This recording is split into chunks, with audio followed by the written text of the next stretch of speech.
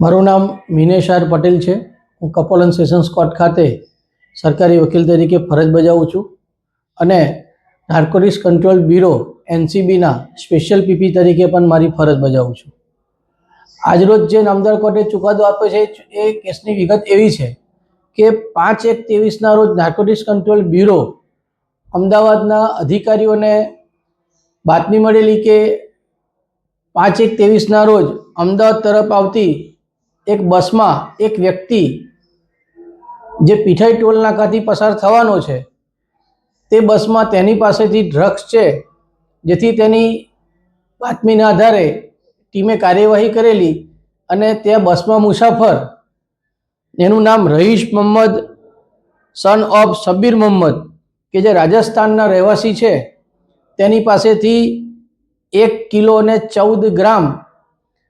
ગેરકાયદેસર નાર્કોટિક્સનો પદાર્થ મળી આવેલો। તેને વધુ પૂછતા કે આ પદાર્થ તું ક્યાં લઈ જઈ રહ્યો છે, કોને આપે છે, તો તેમાં તેને આ પદાર્થ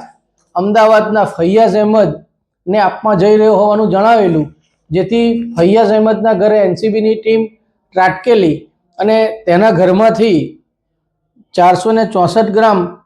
નાર્કોટિક્સનો લગતો પદાર્થ મળી આવેલો, જેનું ફોરેન્સિક લેબોરેટરી ખાતે તપાસ કરતા એ સૌથી ખતરનાક પદાર્થ 4-MEC હતું, જે એમડી ડ્રગ્સથી પણ ઉચ્ચ લેવલનું આ ડ્રગ્સ હતું, જેથી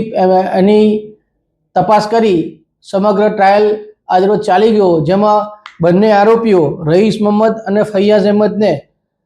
સેશન જજ શ્રી કે.એસ. પટેલ સાહેબે 14 વર્ષની સજા અને બંનેને 1-1 લાખ રૂપિયા વળતરનો હુકમ કર્યો છે। બંને આરોપીઓ જ્યારથી પકડાયા ત્યારથી જ્યુડિશિયલ કસ્ટડીમાં હોય, એમને જામીન આપ્યા ના હોય, પરત જ્યુડિશિયલ કસ્ટડીમાં આજરોજ મોકલી દીધેલા છે।